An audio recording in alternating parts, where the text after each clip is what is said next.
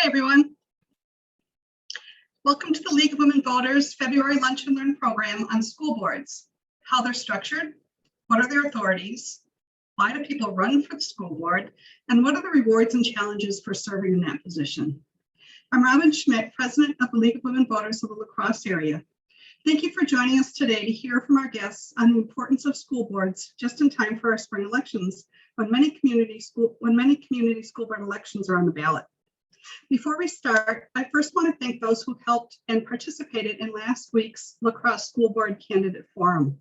That forum provided all candidates with an opportunity to share their views on issues of importance for our schools. We anticipate conducting additional forums before the April 5th election and to encourage you to check out our website at LWVLacrosse.org for updated information on forums, as well as election deadlines and important voting information. We also offer all candidates the opportunity to submit information about themselves for our voter guide, accessible on vote411.org, and we'll publish spring election candidate information in mid-March. Elections matter, and having an informed electorate means that voters can cast their ballots for candidates that share their values and their views. We're proud to be able to provide this information to you all, and to those who volunteer in these and other league efforts feel great satisfaction at being part of a purposeful yet fun teams. Please join us in volunteering with the league, from a few hours a year to a few hours a week, from membership to communications to voter services. We appreciate and can use your talents. So on to today's program. I want to remind you that this program is being recorded and a link to it will be on our website in a few days. If you have questions for the speakers, please type them into the question box located at the bottom of your screen. We'll monitor the question box and leave time at the end of the presentations to group and paraphrase questions for our speakers to answer. The League of Women Voters, a nonpartisan political organization, encourages the informed and active participation of citizens in government, works to increase the understanding of major public policy issues, and influences public policy through education and advocacy. We are political, but we do not support or oppose any political party or candidate. I'll now introduce Board Member Ellen France to give us an update on any legislation that could influence or impact our upcoming elections. And then Mary Nugent, our program committee chair, will run the program. Ellen? So I have an update on a couple of issues, not really through the legislature, because most of what they do gets, or what they suggest to pass on voting is getting vetoed. But the ballot boxes, you may have seen that the Supreme Court recently decided not to take Rebecca Clayfish's challenge on ballot boxes. That may be because they already have a case pending that came out of Waukesha County, where the circuit court judge there determined that there was no authority for ballot boxes to be placed in these other places, and therefore they couldn't be used even during the primary, which is in early voting right now. So that's on hold, other than they did put in place a stay that the Court of Appeals had put in place that says we're not going to make any changes. Excuse me, I have a water heater coming into my house. Put any changes in the placement of ballot boxes for the February primary. So what they'll do later, I guess that will remain to be seen. But at least for this election, it's the same. We also have the maps are in on the redistricting case before the Wisconsin Supreme Court. As you may know, the Supreme Court very much limited what could be addressed and how little maps could be changed. They basically said, we want to look at maps that have the fewest changes. So all the maps are in. Again, that's a decision that's pending. I would think we'd get it fairly soon because districts have to be settled as we travel during this election year. There was another case, similar case filed by Democratic and other organizations on fair maps in the Western District Court. That's still open. The other side tried to dismiss that, and then the United States Supreme Court didn't take any action. So that case is still there. And if there is some violation in terms of the Voting Rights Act that comes out of our Wisconsin Supreme Court decision, it might bounce to federal court or might not. Also, the WEC, we had their administrator, Megan Wolf, with us in January. They deadlocked 3-3 on making any administrative rules on ballot boxes. Our Wisconsin legislature directed them to do rulemaking. They couldn't agree because there are 3 Democrats and 3 Republicans on the committee. They couldn't agree on drop boxes for ballots, and it is pending in the court, so that isn't going to get done. They did vote in a majority to write guidelines. The other big issue is when and how clerks can make changes on the envelope that contains the witness's information, address. And they had guidance for years, not just the last presidential, but that allowed clerks to actually fill in if the person didn't write down the right zip code, or they didn't fill in the town, but the clerk knew who this person was because they lived next door in the same small area. They were able to make those changes to allow the absentee ballot to go forward and be valid. So they are going to do rulemaking on that issue. I guess we'll see what happens, but keep in mind that the Wisconsin legislature, they're the super rulemaking authority. That was a change that was made when Scott Walker was governor. And so they review those rules.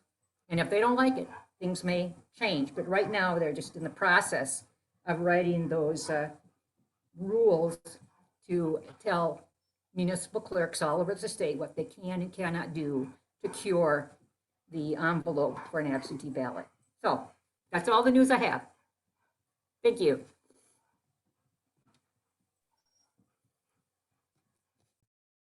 Thank you, Ellen. And welcome. And thank you to the panelists, all of whom are school board presidents. We are so pleased to have our District 6, and let me highlight her right now.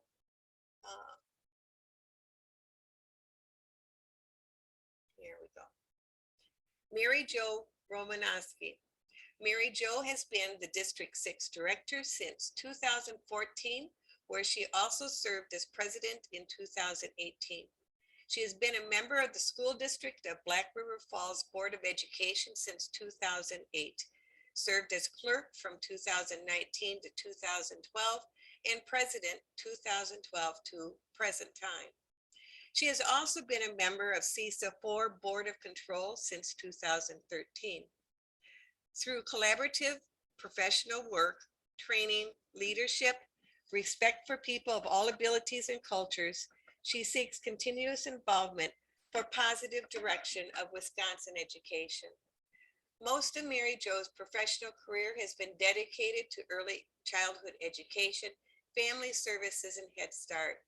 She and her husband, Danny, are parents of 2 children and grandparents to 4. Their son, Dustin, died at age 23, and they were sent on a journey of healing through advocacy of organ donation as they honored his wish to be an organ donor. Welcome.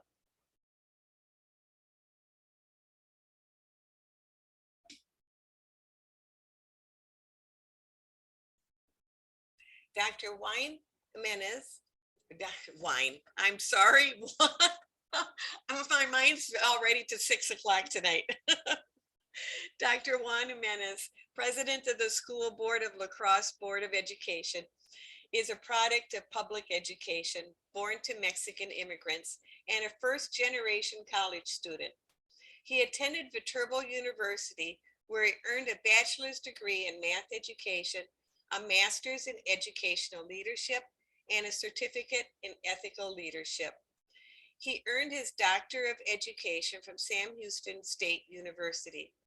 With over 20 years in education, he has taught in both a rural public and an affluent private school, served as a director of 2 urban teachers unions, and currently serves as the Associate Dean of General Studies at Western Technical College.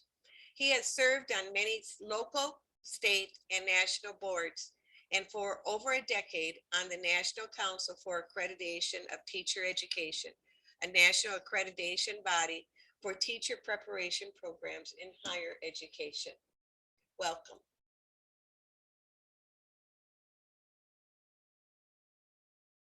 Cheryl Hancock is president of the school district of Holmen Board of Education and the executive director of Cooley Recovery Center.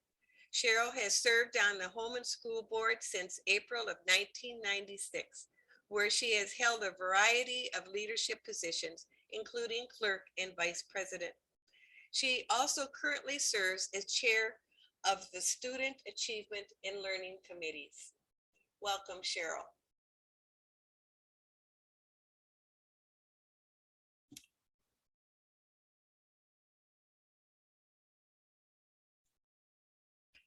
And finally, Catherine Griffin, president of the West Salem School Board, has held that position since April of 2020. Catherine has served on the school board since 2014. She has 24 years of experience working for Train Technologies, currently as an IT leader. Catherine and her family have been residents of the West Salem School District since 2009. She has 4 children, 2 of whom are West Salem graduates and 2 are future graduates. Welcome.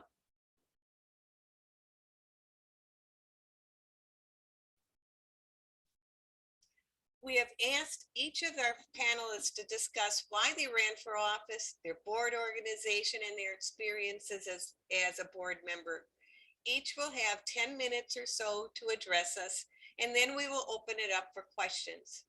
A reminder to please write your questions in the Q&A where Robin will be monitoring them. We will begin with Juan. Thank you so much, Mary. And I wish it was 6 o'clock, because then that would be a perfect time for wine. I love it. Thank you so much for allowing this opportunity to learn more about school boards. I so appreciate the League of Women Voters and all that they do to support our community and educating them in regards to public service and our elected officials. So why did I choose to run for school board, and what was the process? I ran and I continue to run for this office because I just believe in the power of education to break barriers, academic as well as financial, so that students and families can achieve whatever goals that they set for themselves. My father was a construction worker, drywaller for 35 years. My mother was a laundry aide in the hospital where I was born. And because of their sacrifice and because of their dedication to their family and to education, and because I had teachers and educational employees who believed in me, I was able to accomplish what my parents believed was not possible for them. And that's what I fight for every day as a school board member. So the process is much different now than it was for me the first time I ran. And the first time I ran, I was unopposed. And so it was basically go out, collect 100 signatures to get on the ballot, and then it was pretty much done. This time around, there's 8 people running for this position, which is great to know that people are interested in running for school boards, that they are interested in helping support public education. And so there will be a primary next Tuesday, as you heard, and we'll reduce that number to 6, and then the general election will happen in April. What surprised me about joining the board, thinking, you know, I've been in education 20 years, nothing can surprise you at this point, was actually the structure of the Board of Education in La Crosse and getting acclimated to how the board works and the process used to get to solutions. It's not a process that's used by other boards, and so it takes some getting used to. This is my 3rd year on the board, and I'm still getting used to the process. You know, it's a great process. I think it's the right process. We've been using it in La Crosse for over 20 years in a different format, but the issues and discussions that happen at the board level were not new to me, having been in education for this long. It was from a different perspective, but that that process piece was just something that I just needed to get acclimated to. And I had some really great mentors on our board that really helped me navigate those waters. So our board is a 9-member board, and we have officer positions like most boards do. We have a president, a vice president, a clerk, a treasurer. We added a governance officer because we had switched governance structures in the last couple of years. And so we felt we needed somebody to help guide us through that process. And then we have representatives from our board to other organizations like CISA4, the Wisconsin Association of School Boards, and the La Crosse Public Education Foundation. The school district of La Crosse is quite a large school district and has different municipalities represented within it. Not only does the school district of La Crosse have the city of La Crosse within it, but also the towns of Campbell, Greenfield, Madera, Shelby, and Washington in La Crosse County, but also parts of the towns of Bergen and Hamburg and Vernon County. So we are a very large population school district. And all school districts in the state look to Wisconsin State Statute 120, which gives the authority of school district governments. And there's different types of school district governments, common, unified school districts. We are a unified school district falling under Chapter 120. And what all that means is that it tells you what our structure is, what things have to happen based upon state law. So yeah, that's our reach and our authority all falls under that. And of course, you know, we can work within our communities to support public education. And so of course, there's the state law that gives us what I would call the 4 corners of what we can and can't do. But I think that the power of the school board is the power of supporting public education and strengthening communities, which lives within those 4 corners. And that power is innumerable and immeasurable when you think about what can happen for generations by supporting public education.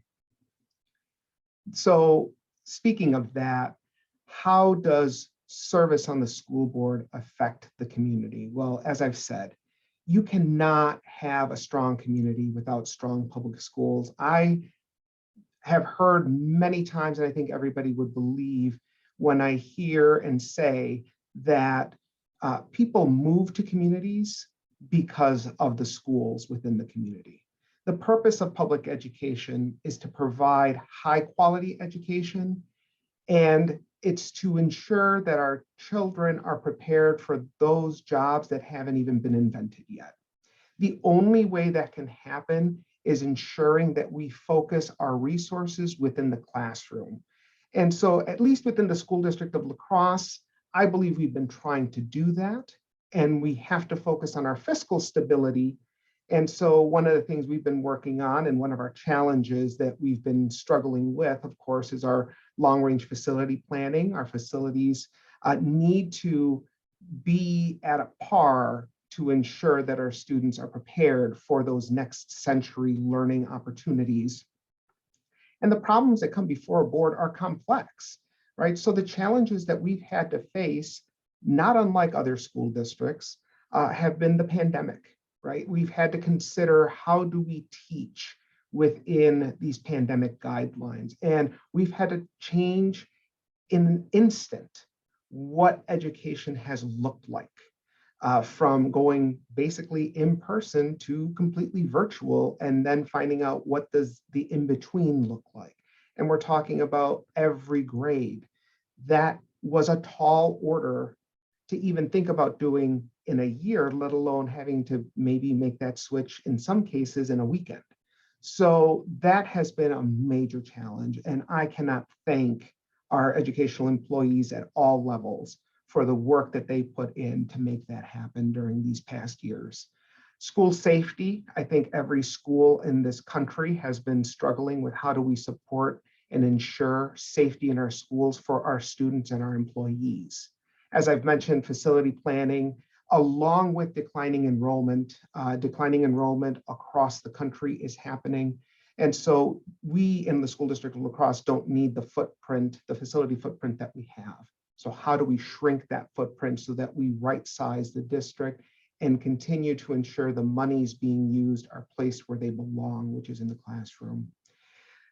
This has been happening for a long time now. Again, I've been in education for 20 years, but the attacks against public education and public education employees, I was so grateful during the pandemic when I heard people say, I could not do what educational employees do every day, and thank you for what you do.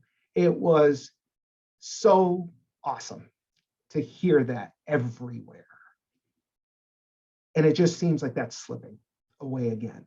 And we're reverting back to the days where we forget how much is done inside that classroom.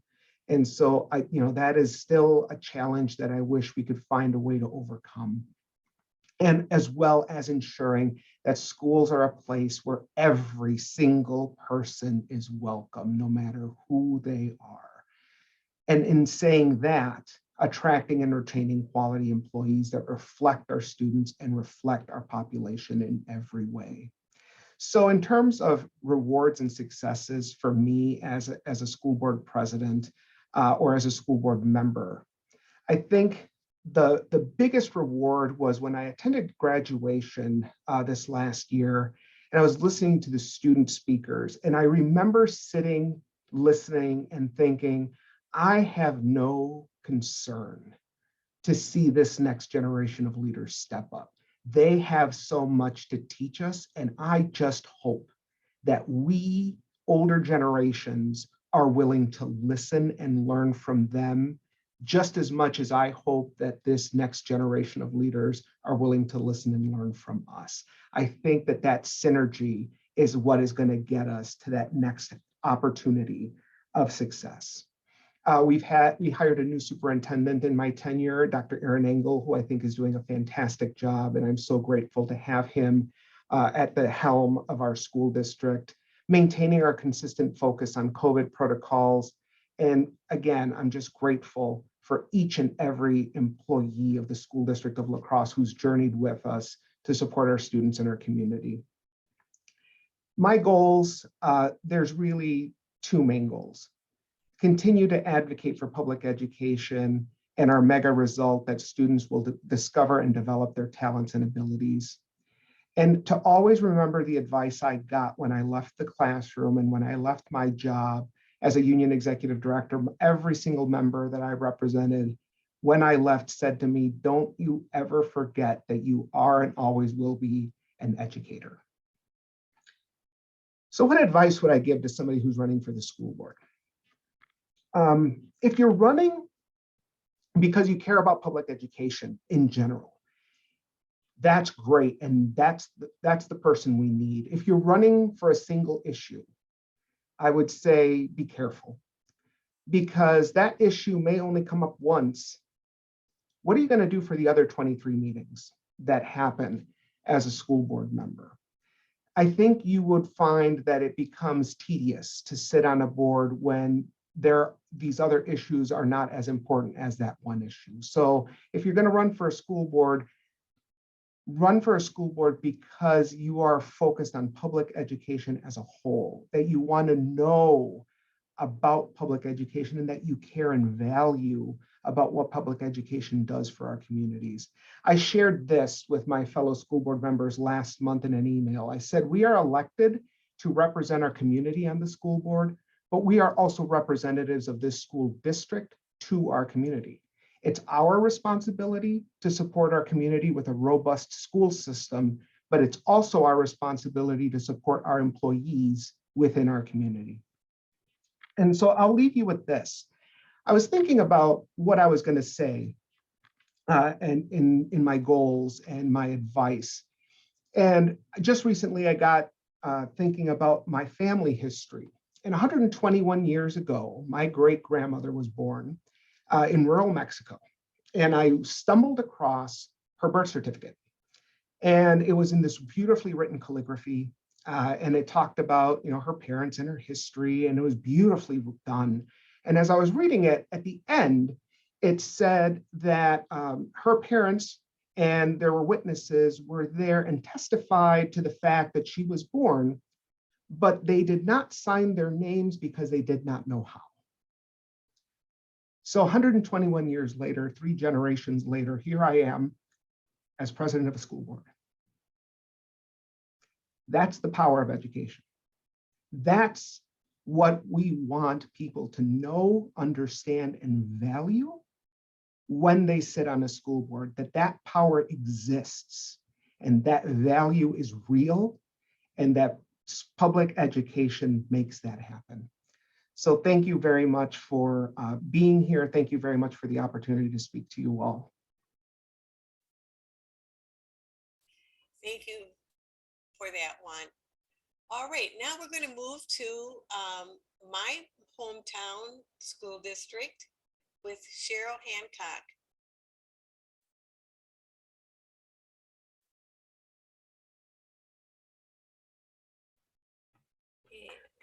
Well, Juan, I guess I just want to say ditto and we're done and we can move on, but beautifully said. I really appreciate your sentiments and your comments because I share a lot of them as well. So thank you for that.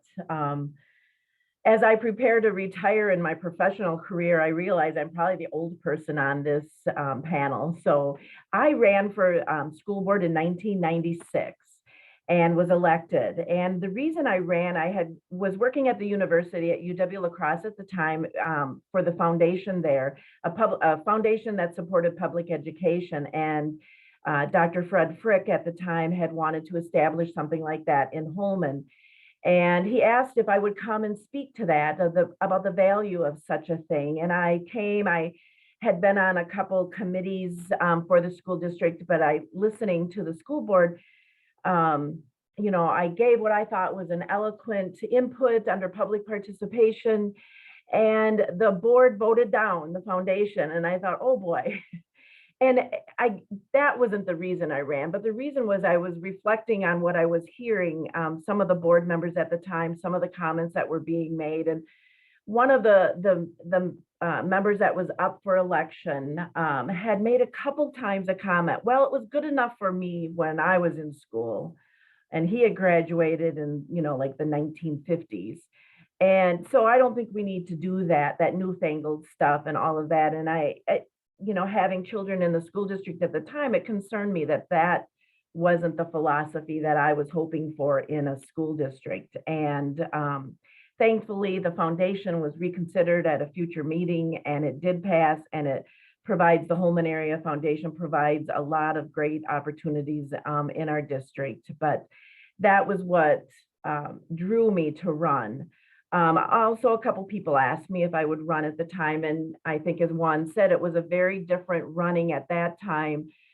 You know, I reached out to folks that I knew and asked for their support. I developed some materials and shared those and did some door knocking and just talked to as many people as I possibly could. And thankfully I was successful and have served since then.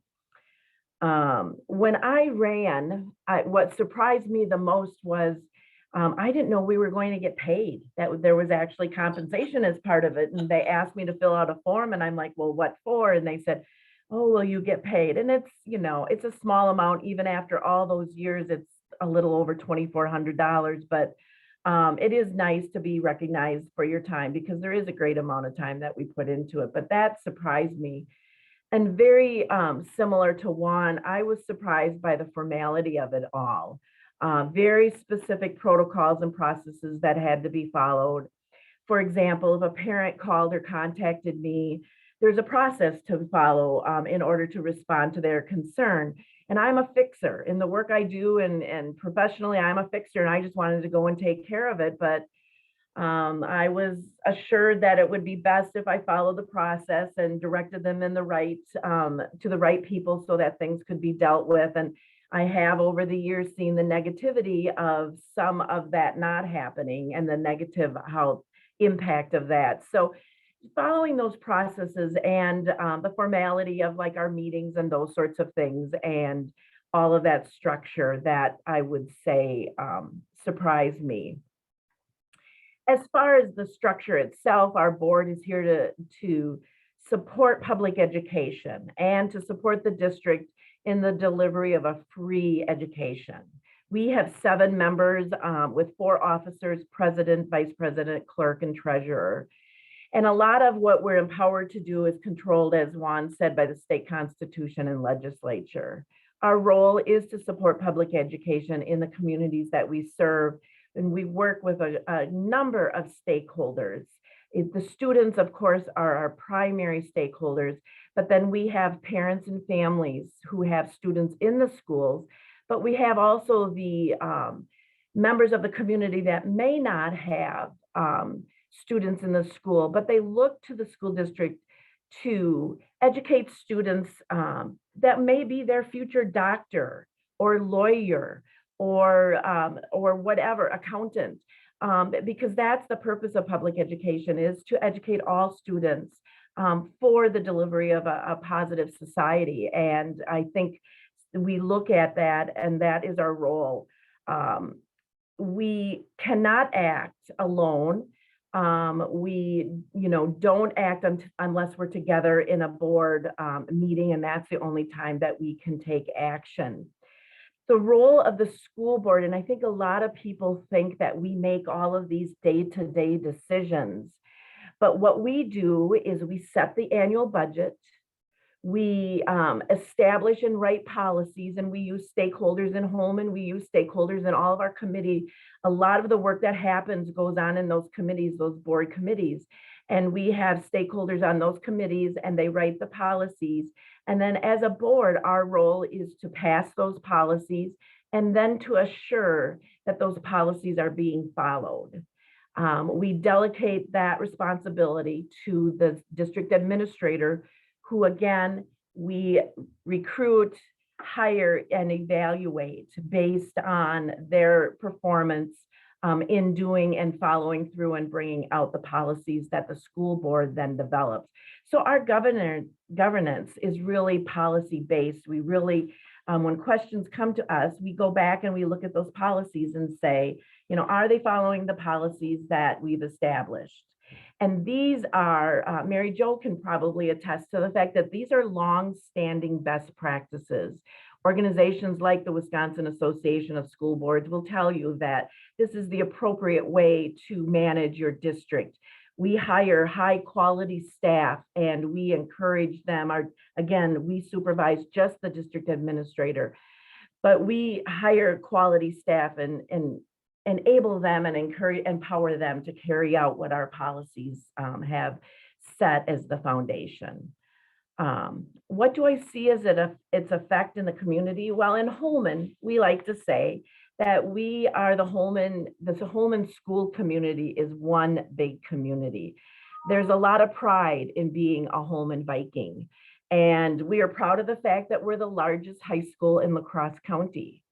A lot of the activities in the community are centered around activities in the district, and we look out for each other. We've got an excellent working relationship with the village of Holmen, the town of Holland, and the town of Onalaska, which are the largest municipalities in our school district. We also cover Hamilton and the city of Onalaska. There's a part of it that's in our school district as well. In addition to excellent education, we provide a lot of entertainment in our community. Athletic events, theater and musical events, arts events, and we provide a lot of space. When we build facilities, we make it very clear that the facility is a community facility, and we encourage our community partners to come in and use the buildings, and they do. There are after school, after practice hours, you can come into our buildings and you'll see that they are being utilized in a variety of ways, from local community groups to even some of our churches in the community utilize the spaces for their programming as well.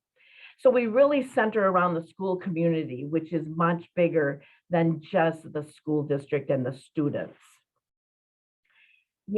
Challenges from the past year in this, yes, COVID and COVID's response has been a major challenge this past year. Looking back just 1 year ago, we were bringing our students back in the hybrid fashion and setting some very specific mitigations, and we feel good about how the result of those mitigations We really just saw a peak when we had the Omicron high numbers, but those are going down now. And we believe in part because of those mitigations that we have. We're a school district of 4,000 students, and I know that people want us to make changes immediately because now our numbers are low. But we have found, and I believe the district leadership has found, that it's best to really make purposeful decisions based on timing instead of doing things quickly, because we are a complex organization. And there's a domino effect that if we make change to one thing, the impact that's going to have on multiple things, and staffing, the effect that it's going to have on staffing if we would cancel and go back to virtual, the effect that would have on all of our staff. And when we did that, our staff stepped up and they were awesome and they did the best that they possibly could. And now when they're back in the buildings, they continue under a lot of stress and anxiety to do the best that they possibly can to deliver a quality education. And we recognize that a group of individuals came to our board and they were not happy and still are not happy with where we're at with the mitigations. I believe they were all very well-meaning and for the most part respectful, but other people also shared with us the importance of following safety protocols so that their son or daughter who's in the district could also attend in person. And because of some health issues that they had, unless we were masking, their child may not be able to attend. And so we had to balance and continue, the leadership team continues to balance all of those out.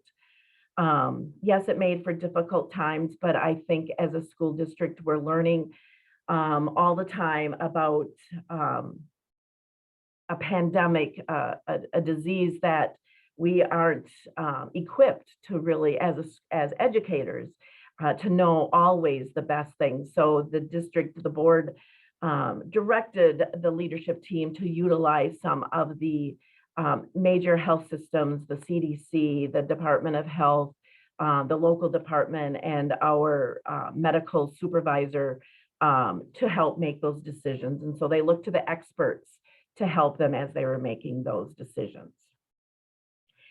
So rewards and successes, boy, there are a number of things I could point to as a district.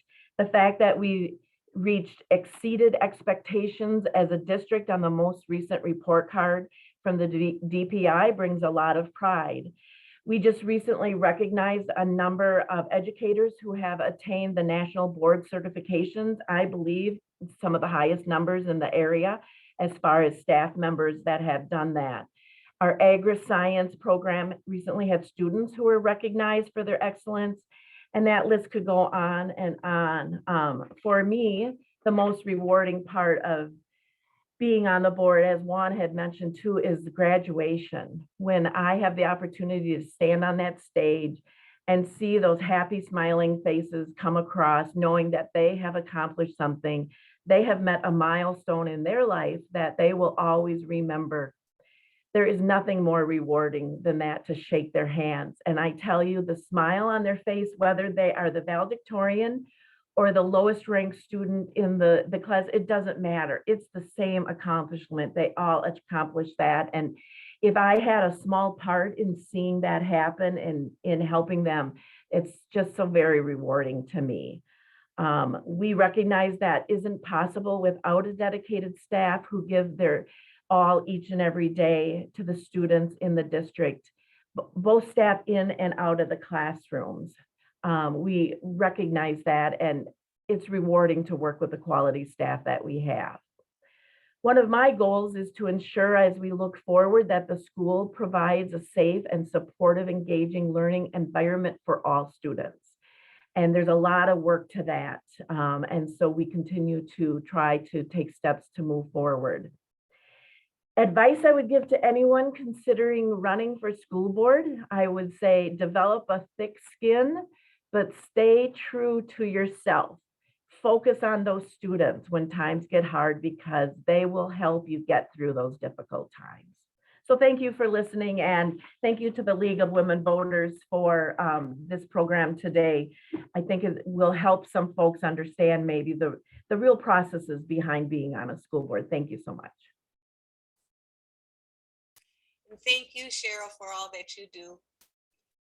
I know personally, as a ex-Holmen teacher, I really appreciated your leadership. All right, now we are going to go to West Salem. Let's see. Oh, sorry. And Catherine Griffin.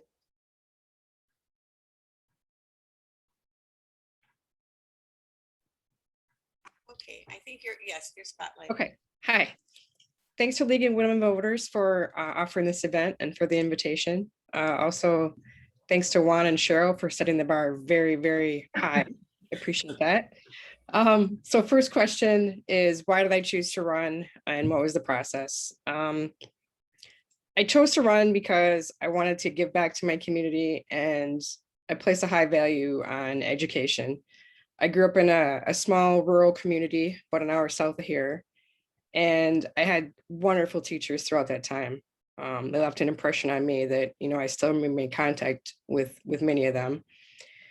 And my siblings and I are first generation college graduates. So my parents were farmers and just didn't have that opportunity. And so I want to make sure that I was doing what I could to give back and ensure that those opportunities were available for the next generation beyond me.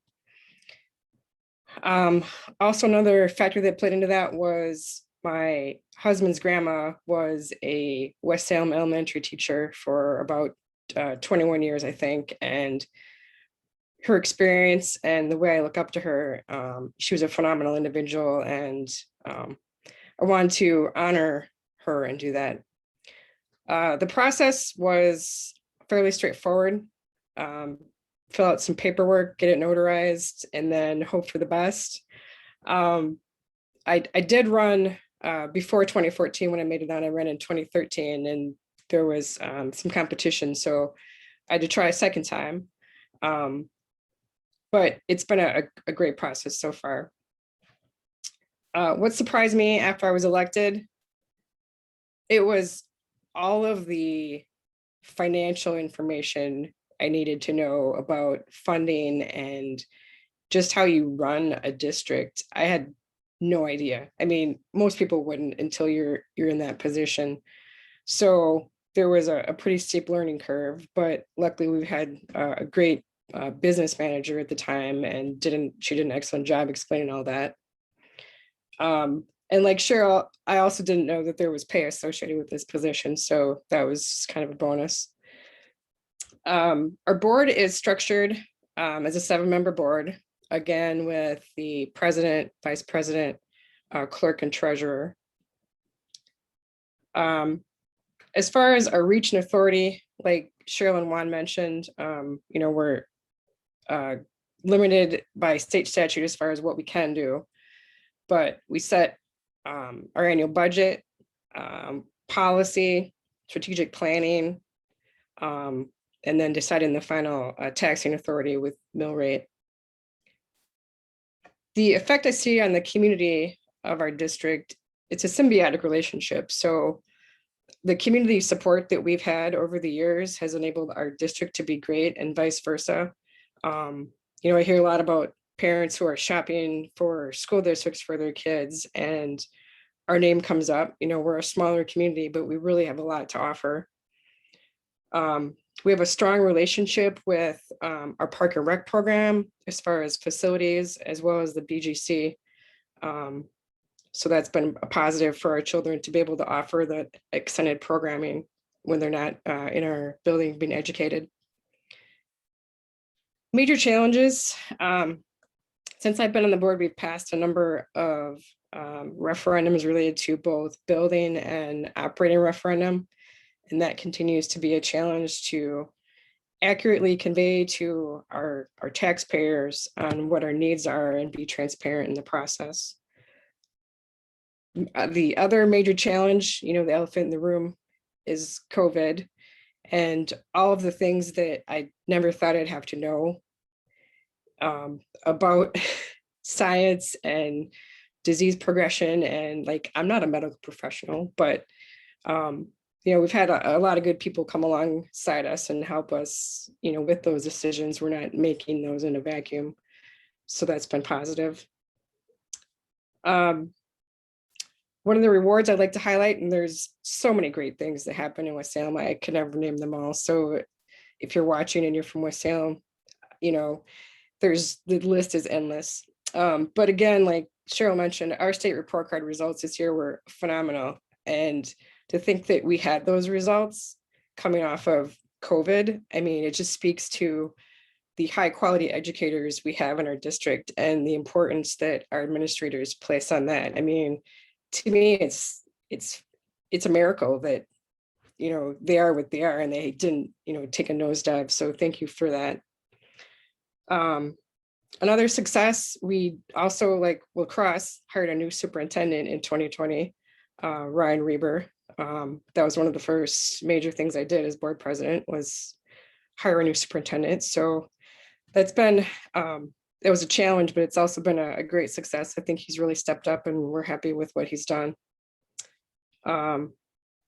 As far as goals, I mentioned our strategic plan. And so that's one of the goals. We want to keep looking out, 3 to 5 years in advance to make sure that we're making the right decisions today to enable those successes in the future. And we keep talking about sustainability, and, that's not just in, how we operate our business or our facilities. It's also in how we're managing the money piece of that to try to maximize what we can do, because there's limited funding, we know that. Advice I'd give to anyone considering running for school board: do some research, talk to your current board members, find out what it's all about, talk to the superintendent. But to anyone thinking about it, I'd say, we need qualified people who are, care about the district.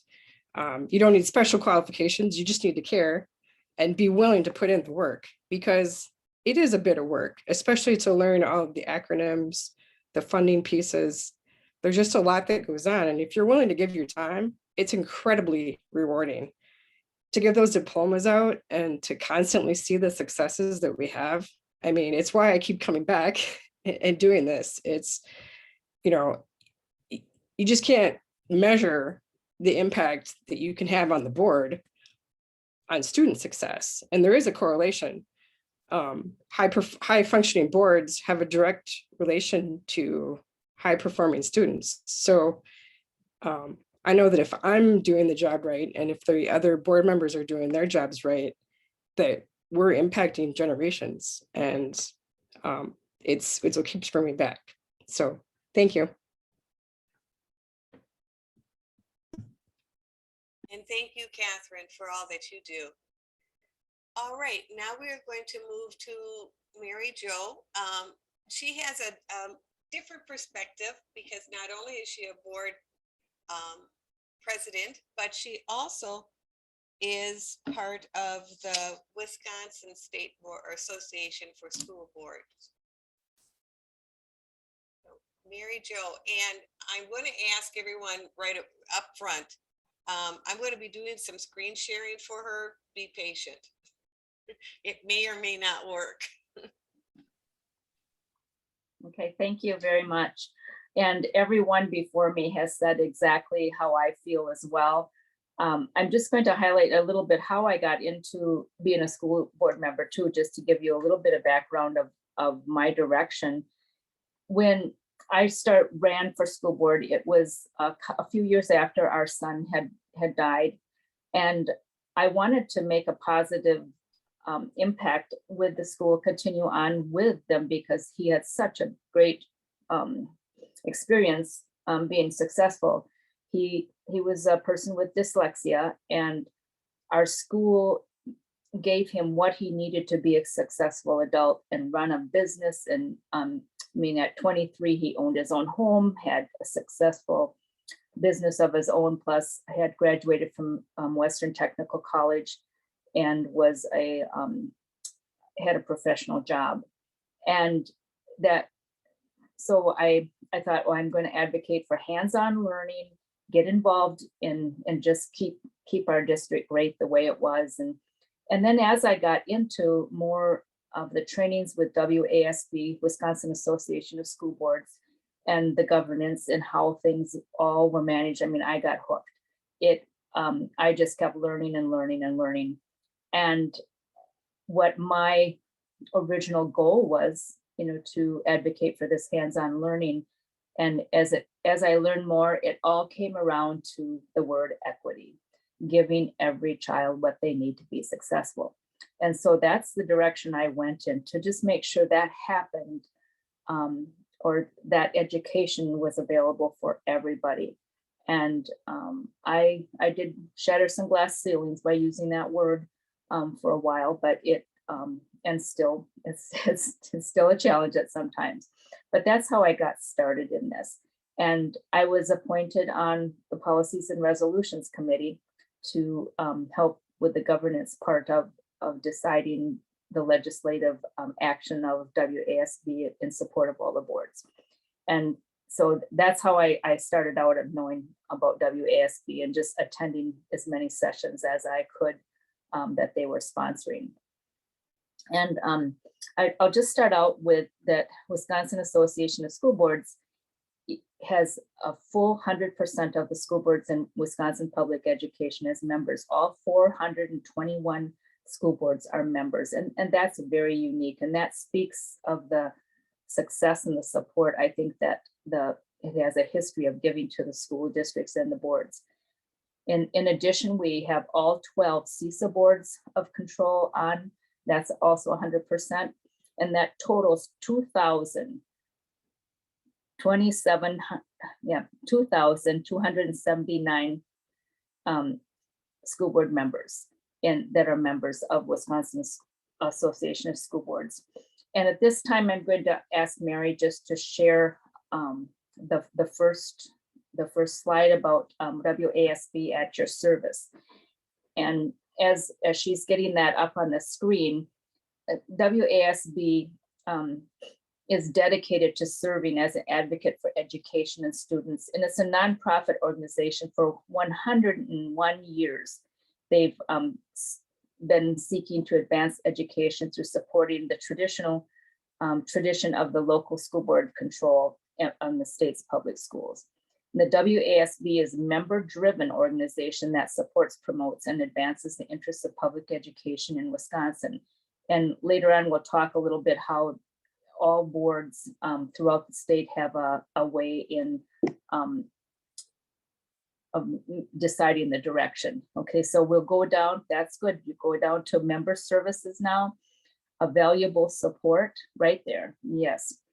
I'm just going to concentrate on this.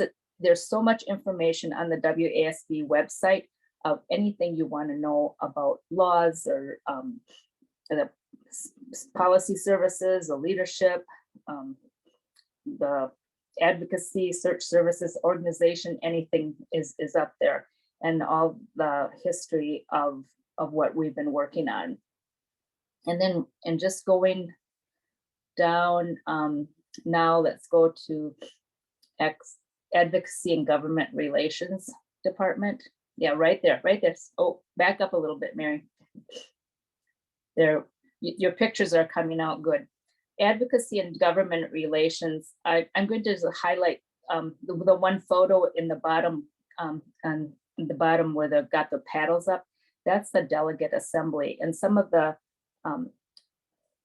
presidents who are on this panel have participated in that as well. And each year, the WASB Delegate Assembly votes in January in conjunction with our state education convention to set new positions on policy issues for the association. And these positions set the direction for the association and guide the lobbying efforts. The process begins much earlier, many months earlier, with our WASB Policy and Resolutions Committee reviewing member-submitted resolutions and researching additional positions needed. And there are 2 representatives in every region, and we have 15 regions in the state. And so our region representatives this year were Don Campo from La Crosse and Larry Cyrus from Cochrane Fountain City.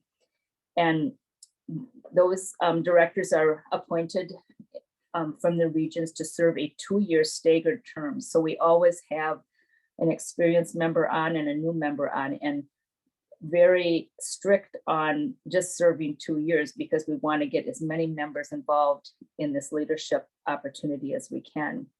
And these board members devote hours to the process, working to ensure that the proposals before the delegate assembly are timely and worthy of your consideration, so that the school districts themselves submit resolutions that they feel to be addressed. So then we'll move down to the next one, and that will be Legal and Human Services. Okay.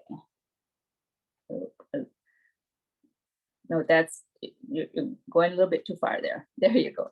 Yeah, this is okay. And I'm going to just highlight what that is for the Legal and Human Services. If there's legal questions, you're helping make sound management decisions for your school board. And right now, one of the upcoming trainings is this month on the 24th. There's a school law seminar in Wisconsin Dells, and that brings together WASB attorneys and staff, plus all school attorneys in Wisconsin who are certified, who would like to attend and do presentations too. And that's really a great training. I really benefited from a lot. The next one is policy services, and that's, you got that slide right there, Mary. And no, you're good, right, with the light bulbs from the, that WASB has these services available to school boards if, say, they need to review a policy about anything. WASB is there as a consultant. They have sample policies that you can use. They're always up to date on what the new laws require. So if you need to change a policy, you're alerted to any new requirements that are going on. And we'll go on now to customized leadership. Okay, and that's a really interesting department, because this is where school boards can contract with WASB for customized trainings and support that they may need. Like I'm just thinking of like if you need some team building going on within your board, professionals can come in and help you walk through that as much as you need. But any subject that you want help in and developing within your board itself, I mean, they will customize your training for that. And then the next one would be organizational consulting. I'm going to go down. Okay, and I'm going to stress the relationship between the board and the superintendent at this point. Let's see. Maybe I think you're not far enough there, Mary. Customized leadership, and then where it says search services on top. There you go. I just keep going down there, looking for superintendent.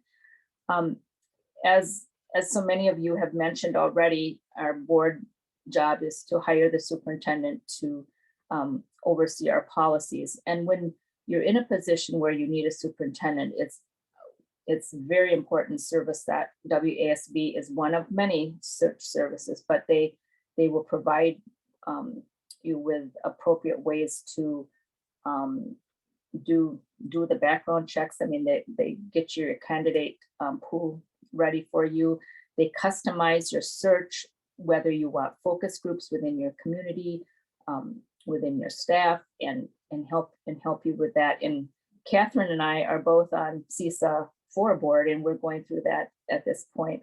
In fact, we have a meeting tonight to help guide us in finding an appropriate leader there. So that's and when we're talking about superintendent board relations, one thing that I always stress to any new board members or board members all the time that are coming on, especially, we're not elected to run the school district.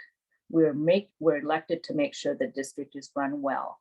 And that's why you need that good superintendent relationship with your board. The next slide would be on the communications department, and that is very, very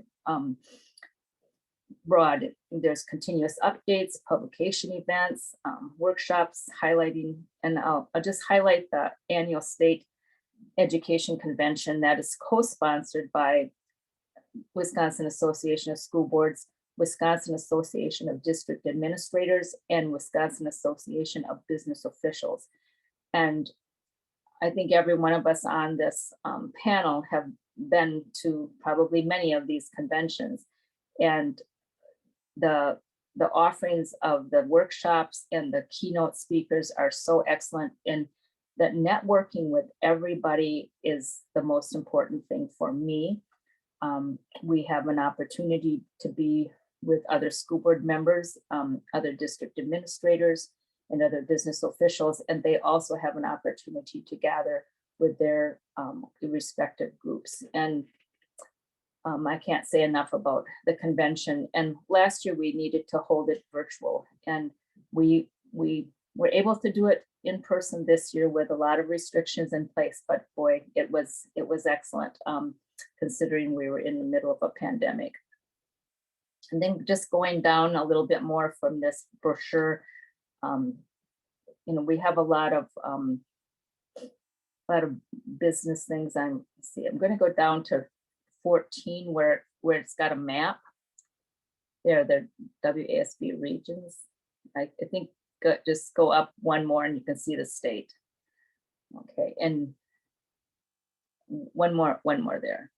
Oh, okay, our little map is gone, but where it says number 6, that's us. That's in Western Wisconsin.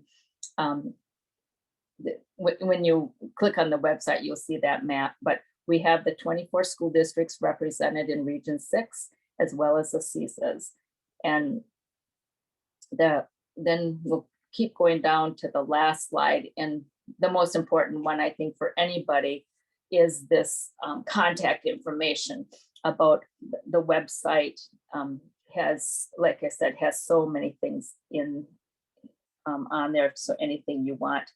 I just wanted to stress a little bit about that everything that everyone said before was just right on. And when we started this pandemic, we went in with, we're in this together. And that was what we charged forward, and like everyone said, the staff were phenomenal. We worked in, there's something that's happened where there's been a division now with some of the public people, and the public comments have gotten to be very disrespectful and very personal as far as the attacks, and that isn't what I've known in the past. And so this definitely is a new road that we're all on. And I can't stress enough about the importance of partnering with all the families and keep trudging away with what we know is the right thing to do, and concentrate on what's best for the students. I'm going to then, Mary, would you bring up the legislative agenda?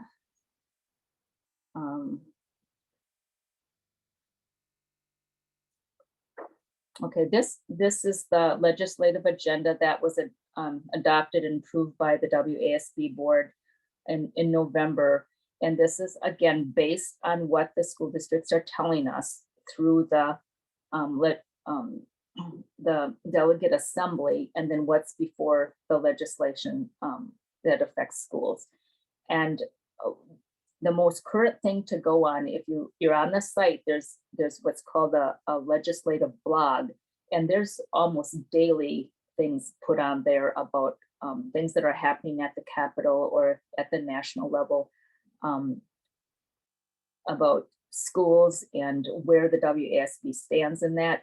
And every every stance the WASB takes is based on what the schools have voted on for the delegate assembly. And so many of them that the WASB does not support is if it takes away the local control. The WASB, with the members voting, want to keep local control just as the traditional school boards have been.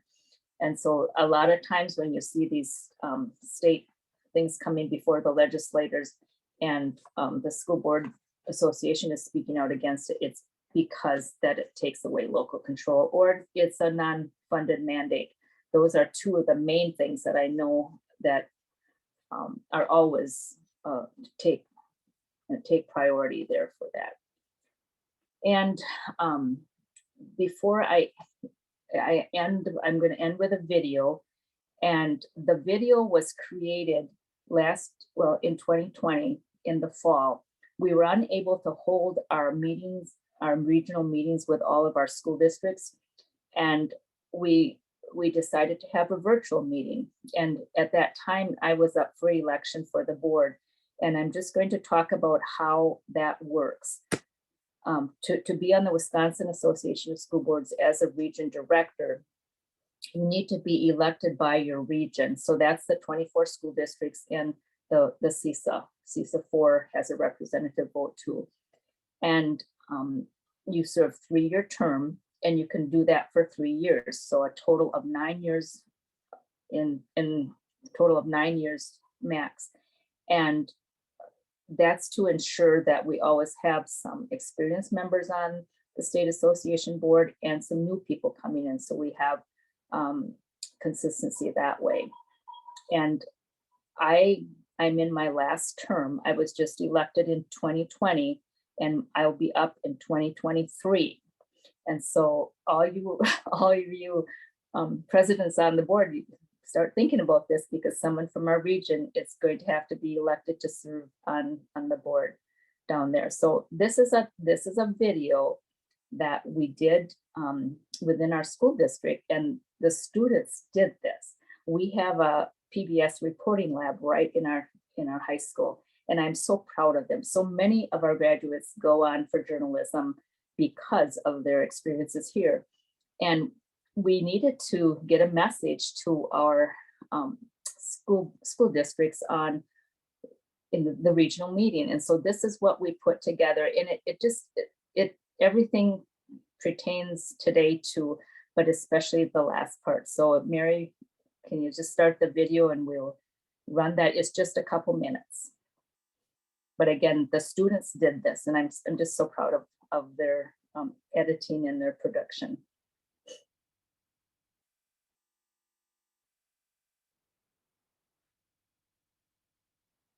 The empty classroom.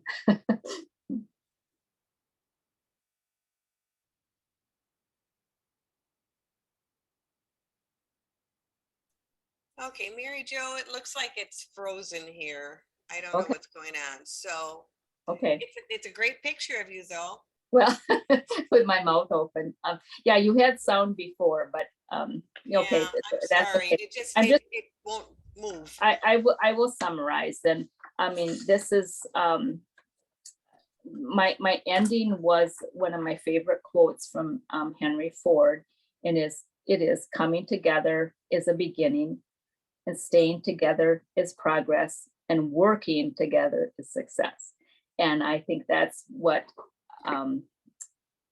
all of this is. This is all about working together with your superintendents, with your staff, with your students, with your families, then reaching out within your regions, within the school districts, within your state, within your nation. And we all need to work together to and put the students first. So thank you. Thank you, Mary Jo. And I'm sorry about that video. Well, that's okay. All right. We have some questions for you. Mary, I've been taking a list of them here, so. Are you ready? Mhm. Yes. So the first question I'm going to address to Juan and Cheryl. And that question comes in from Sam Dunham from WXOW. And his question is that the pandemic intensified a decline in teen mental health. How can school boards help address the mental health crisis in the schools?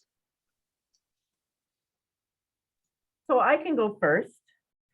At a recent school board meeting, Holmen is looking to actually specifically respond to that issue. Some of the ESSER funds that we have are going to be used to hire social emotional learning teachers in each of our buildings. We're hiring a new social worker, behavioral educational assistant, and then early childhood instructor as well, or interventionalist as well. And so we recognize that we need to respond to this and to support students and do interventions, especially those who are displaying some mental health stresses and those sorts of things. So we've made a real commitment to doing that. And I'm happy to say that came up at a recent school board meeting and was presented to the board, and the board moved forward with that.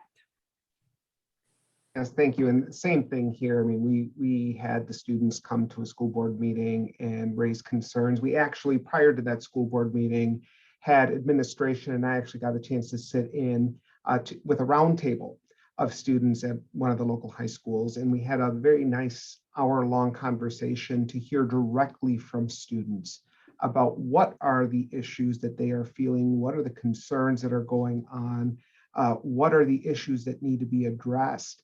And so we got to hear firsthand from them and talk about, well, what is going on? What are the things that are already in place? And where are the gaps? And how can we bring them into the conversation so that we can ensure that when we bring solutions forward, they're solutions that students are going to value, as opposed to things we think are going to be solutions and they're not even going to be used because students are saying, yeah, that's not going to work. So that was really a powerful meeting. It's one of the most powerful meetings I've ever had in my career. So it was great to have that conversation. So just like Cheryl said, we'll be using our ESSER funds as well. We actually had a survey put out to the public to get public input about how we want to use those funds, and getting public input was really a fantastic way to get students as well involved in that conversation. So I think we are looking at different tiers of service. So from everything from regular supports that are already provided, but then potentially even talking about how do we partner with our county services, and how do we ensure that we can provide services with our local health partners. I think everybody here knows that mental health is a challenge, not just within schools, but within our community. And those services are very few and far between. So I think that that's also the challenge that we need to overcome, is not only providing those services in the school, but also finding those services to provide to not only our students, but their families as well. Great, thank you. I think that the next question I'll ask Mary Jo and Catherine to respond to, and that question is indirectly related to students, but it's really focused on teachers, teacher retention, and concerns about the teaching workforce. And that is, first of all, whether you're concerned about being able to attract and retain high quality teachers, and what is the role of the school board as it relates to teacher retention and teacher excellence? I can just start out.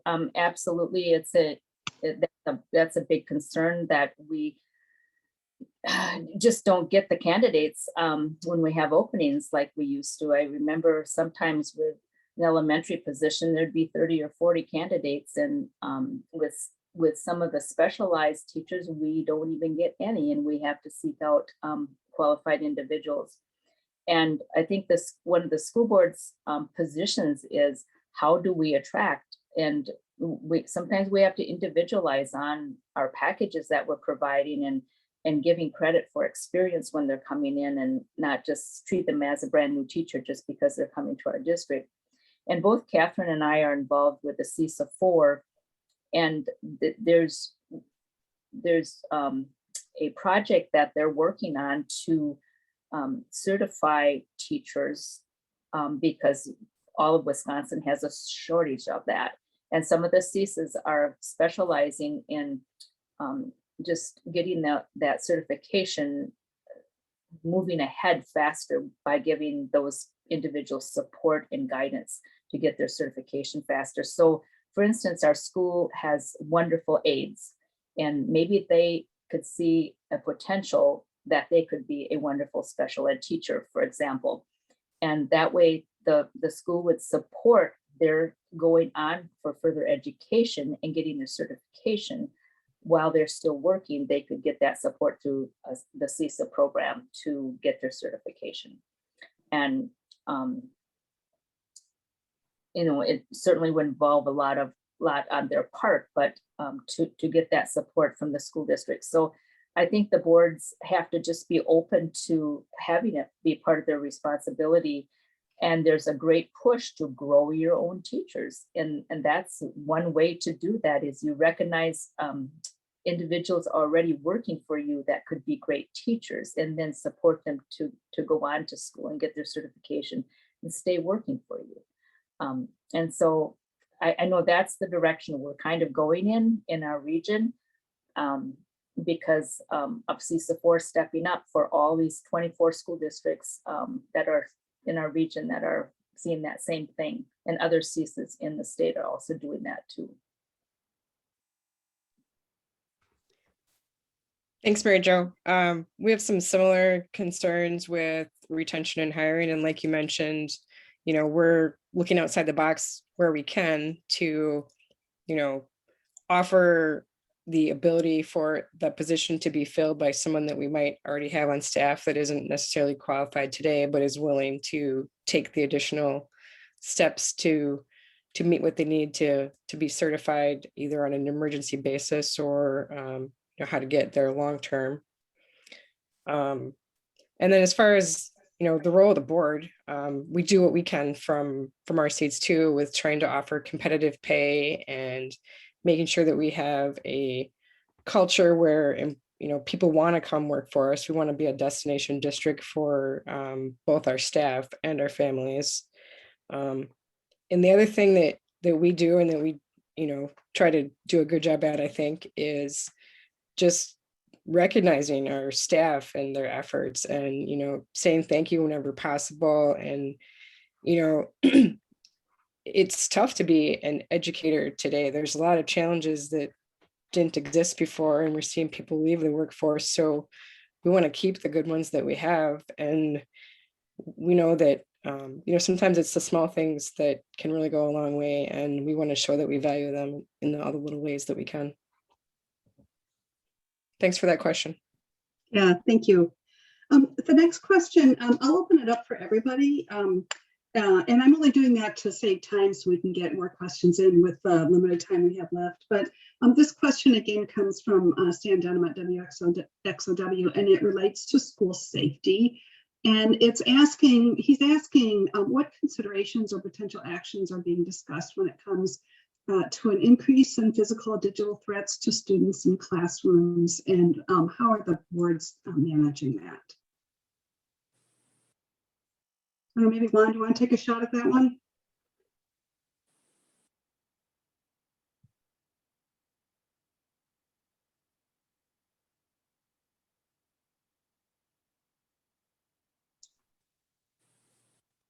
I can try. I'm reading the question to make sure I understand it. So what I would say in La Crosse specifically, obviously we've had some concerns about school safety. I don't think we're alone in that in our region or in our state or in our country. We've been looking at school resource officers. We reviewed the school resource officer program. Right now, we have a school resource officer advisory committee that is made up of parents. School board member is represented on their community, diverse community representatives and diverse community organizations are represented on there, who are going to help us determine the best path forward. So I think that is one way that we could find out the best considerations or potential actions is to look at a community-focused way of how do we deal with these issues.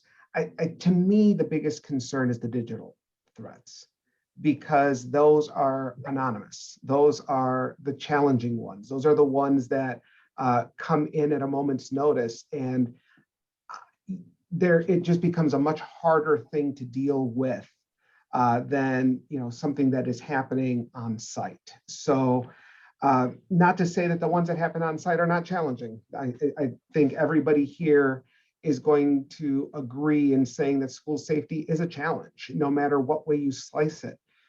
So I think that the way that the school boards can deal with that is ensuring that we are working with our administrations and keeping an eye, for us, it's the policies and ensuring that we are keeping school safety at the forefront, working with our administrations to look at what is it that we need, where are our gaps, how do we support our administration to ensure that our staff and our students are in the best safe environment possible so that they can learn at a high level. So there's a lot of conversations that happen at school boards. And in regards to student safety, I think that the school board is a policy body that is at a higher level and talks about how do we support our administration and what are the gaps that they have so that we can support them to do the work that they need done. They are the ones that are at that boots on the ground level.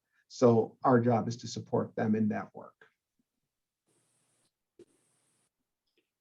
I would just add that Holmen follows all that, what Juan was mentioning, but also, we work very closely with law enforcement to identify the threat level, because oftentimes those threats, as indicated, may be substantiated or may just have been something that a student put out there, but they always are taken very seriously. But once they're received, then what happens with them? And we work with law enforcement to do that. Recognizing there's going to be community consequences and school district consequences. But as the earlier question about mental health, we also recognize that a lot of times those situations are related to a struggle that a student may have. I don't think they just decide they're going to put a school threat out there. Oftentimes it's related to other issues. And so we do take these on a case-by-case situation, but take them very seriously, because even the threat can be scary to the rest of the student body. So there's a big balancing act there, and we have to take it seriously. We work with the experts. We also have outside resources that come in and look at our safety plan, our safety response plans, and those sorts of things. And we just had an update on that happening not too long ago. So the experts will come in and they'll look at our protocols from an outside eye to make sure that we're not missing something. And I suspect many other school districts do the same. I think what both of you said is exactly right. I'm just going to add that one other component from a school board is updating our facilities with safety in mind all the time. You see all these referendums coming up for updating facilities, and it's safety has to be at the forefront. Securing your entries, to monitor your entries, and just updating, to be the safest that you can. I mean, when families send their children, we need to keep everyone safe. And so we're getting close to the end of our time, but I thought maybe what we do is ask each of you for just 10 or 15 seconds to tell us, like, what's your most optimistic thought about the future kids coming out of your school district? Like, what's the thing, the most inspiring thing that you see and that you hope for the kids that you're serving? Maybe we'll start with let's start with Catherine.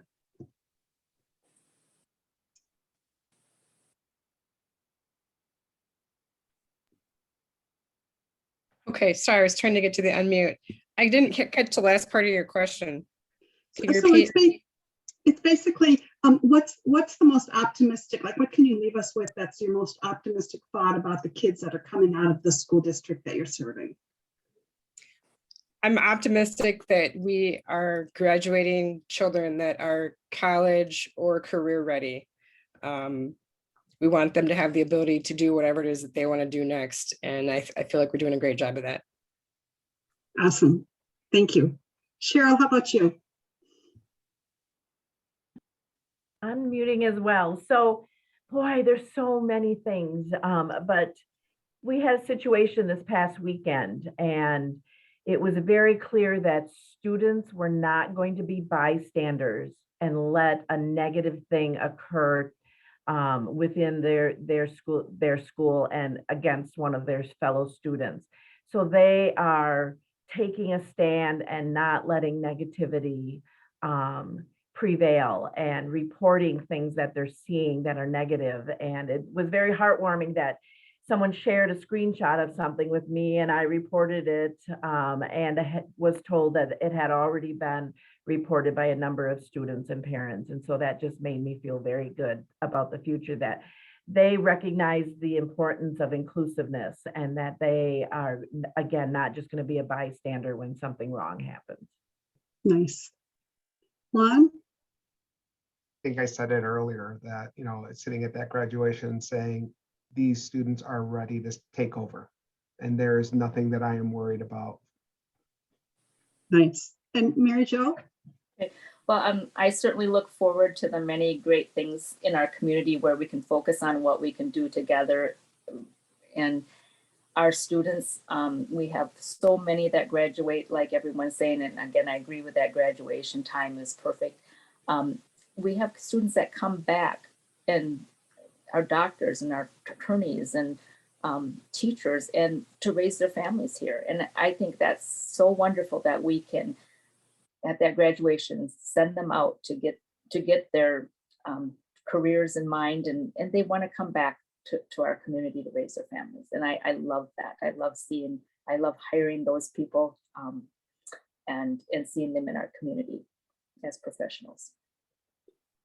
Excellent. Well, I personally want to thank everybody, all of the panelists for joining us. And this has been delightful, but I'll turn it over to Mary to do the official thank you and the closing. Thank you very much. Well, thank you. There's so many more questions that I would have liked to ask too, but unfortunately we ran out of time. So thank you so much to our panelists, Juan, Cheryl, Catherine, and Mary Jo, for sharing your experiences and your perspectives. Thank you too for your service to your communities. As Robin said earlier, elections matter, and local elections especially impact each and every one of us. Speaking of which, there's a reminder that there are 4 elections in 2022. For those with a spring primary, that primary is next week, Tuesday, February 15th. Spring municipal elections are on Tuesday, April 5th. The fall primary is on August 9th. And the fall general election is November 5th. Check out vote411.org for information on your ballot and candidates. And remember to vote.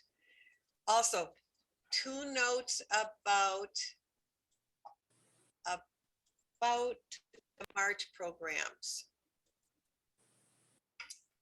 First, our Lunch and Learn program will be on Wednesday, not Tuesday, Wednesday, March 9th. And Dr. Jody Vandenberg Davies, professor and chair of race, gender, and sexuality studies at UW-La Crosse, will present the history of feminism in the United States. You can register for that program on our website at lwvlacrosse.org. And second, the League is co-sponsoring International Women's Day, March 8th. Be watching for more information on that. And that concludes our program for today. Happy Valentine's Day. And as always, be safe, stay warm, and stay well. See you next month.